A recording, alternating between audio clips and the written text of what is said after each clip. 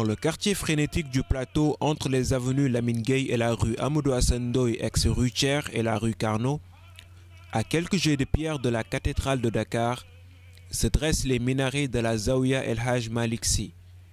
Son architecture change un peu le décor de cette rue très commerçante de Sandaga.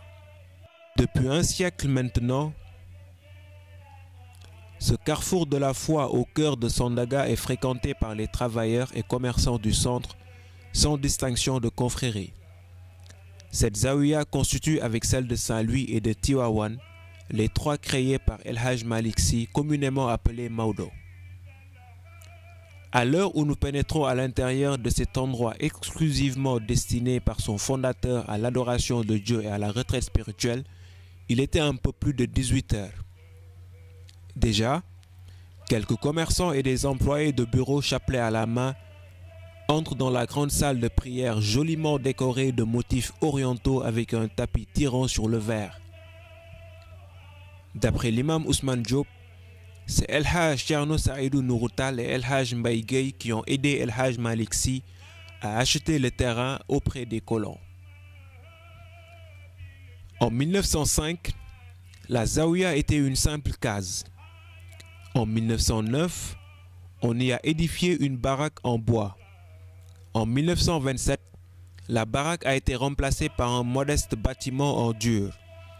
C'est en 1975 que par l'aide de Dieu, El Hadj Djily Mbaye de Louga a mis en place le grand bâtiment qui abrite aujourd'hui la mosquée en accord avec l'imam ratib de l'époque El Hadj Seydou Diop et sur l'autorisation de El Hadj Abdoul Aziz Sy Dabakh, khalife de l'époque. Selon l'imam Ousmane Diop, la Zaouia, comme son nom l'indique, est un lieu de culte et de retraite spirituelle que le saint homme El Hadj Malick Sy s'était choisi. Maodo y a séjourné régulièrement de 1905 à 1922, année de son rappel à Dieu. De plus, le guide religieux y a célébré le Mawlidou Nabi sallallahu alayhi wa sallam. La différence entre la Zaouia et une mosquée, clarifie l'imam Ousmane Diop, c'est que dans la Zaouia, les fidèles n'y effectuent pas la prière du vendredi, mais y accomplissent les 5 prières quotidiennes, la prière de la Korité et celle de la Tabaski. Bien plus, note l'imam Diop, la Zaouia est un lieu d'étude en matière islamique. Elle était le lieu de regroupement aux appels du grand khalife El Hadj Abdoul Aziz Sy Dabakh.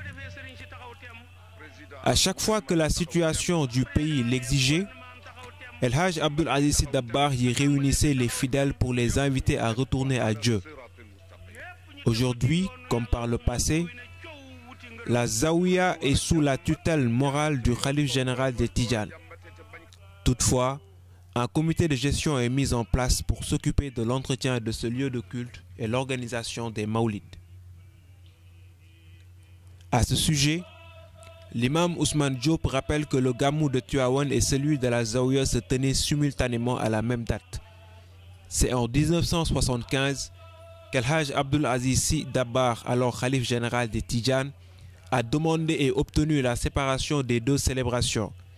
Et c'est lui-même qui présidait le Gamou de la Zaouia. Lorsqu'il s'était senti vieux, il envoyait son fils Serigne Mbaye Sy Mansour.